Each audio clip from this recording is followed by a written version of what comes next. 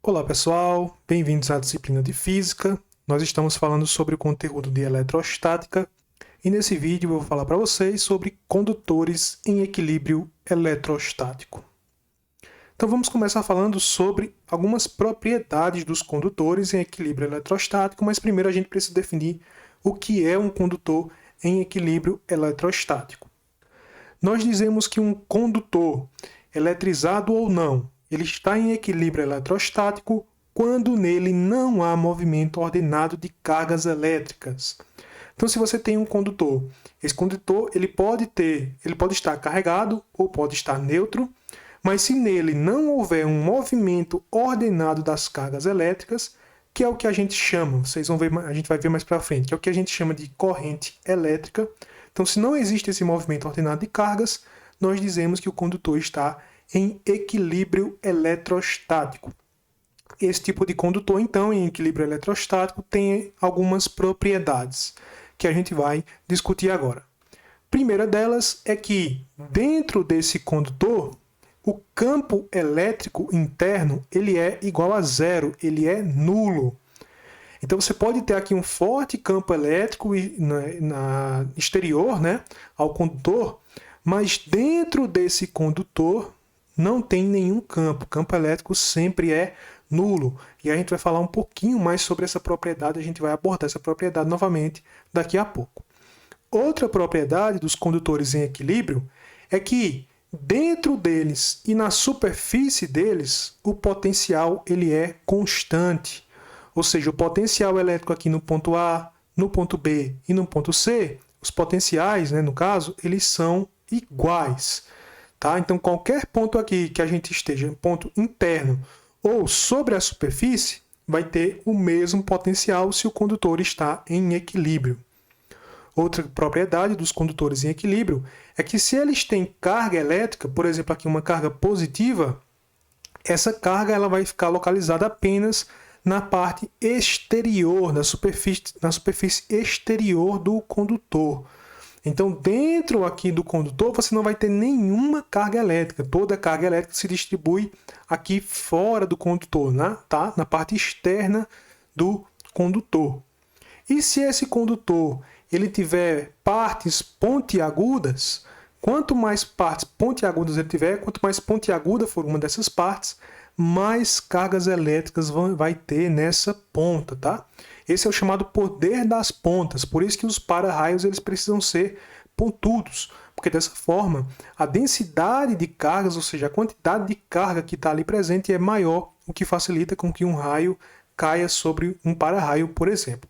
Então, no caso do condutor, a carga ela vai se distribuir aqui na parte externa dele e nos pontos onde ele for mais pontiagudo, você vai ter mais cargas.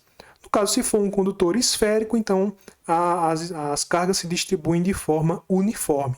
Mas se ele tiver um lado mais pontiagudo, então nesse lado mais pontiagudo você vai ter mais cargas elétricas.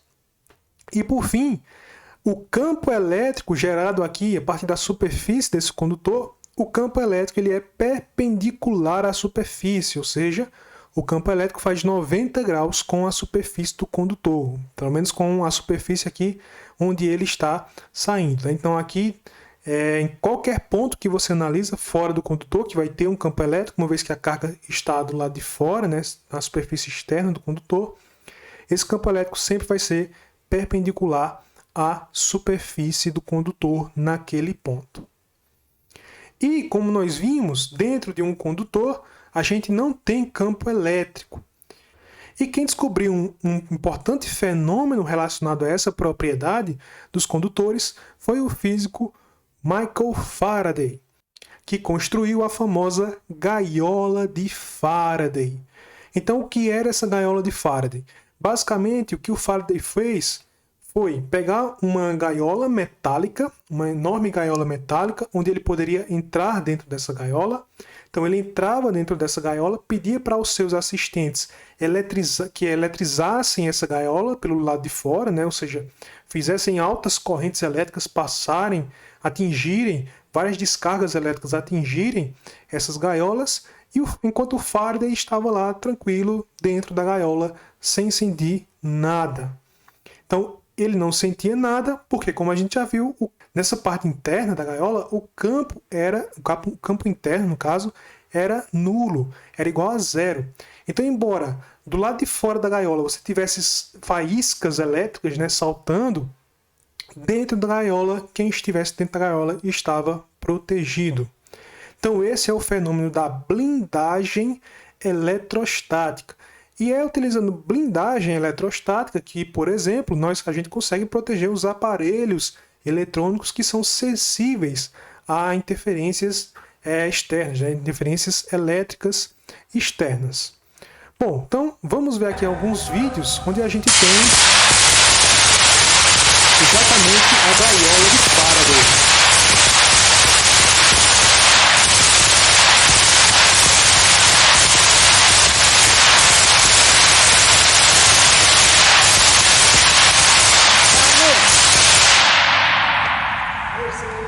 Então nós podemos perceber que o senhor aqui, que a pessoa estava dentro de uma gaiola de Faraday e embora a eletricidade lá de fora fosse muito forte, a pessoa dentro da gaiola não sente nada.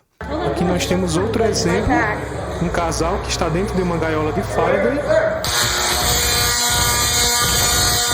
Temos fortes descargas elétricas aqui, mas o casal não vai sentir absolutamente nada, dentro da gaiola, é claro. Mesmo que eles toquem na gaiola, eles não vão sentir nada.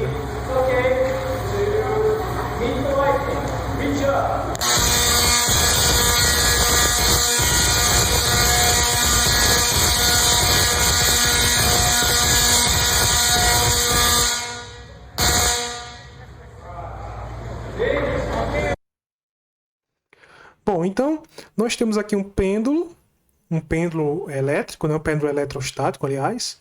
Eu aproximo desse pêndulo um material que está carregado e, como a gente já viu, a tendência é que esse material ele atraia o pêndulo. Por isso nós colocamos esse pêndulo em uma gaiola, no caso uma gaiola de Faraday, não ocorre atração nenhuma, porque toda influência elétrica externa não consegue aqui passar para dentro da gaiola de Faraday. E a gaiola de Faraday ela não necessariamente tem que ser uma gaiola.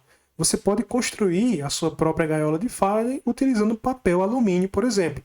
Então, se você pega uma caixa, cobre ela, deixa ela bem coberta com papel alumínio, e dentro dessa caixa você coloca, por exemplo, um celular, você não vai conseguir fazer ligações de outro celular externo para o celular que está dentro da caixa.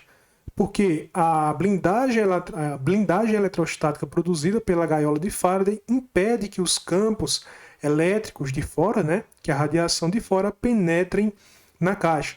Portanto, você não consegue se comunicar com o celular que está ali dentro. Você pode tentar fazer essa experiência na sua casa.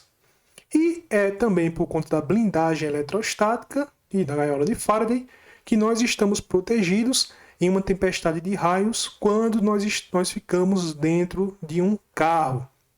Então, um carro nada mais é do que um condutor metálico. Se um raio cai sobre o carro, toda essa eletricidade externa não consegue entrar para dentro do carro, justamente por conta desse princípio de blindagem eletrostática. Então, mesmo que um forte raio caia sobre o carro, quem está dentro do carro está protegido, porque o campo elétrico ali dentro sempre vai ser igual a zero.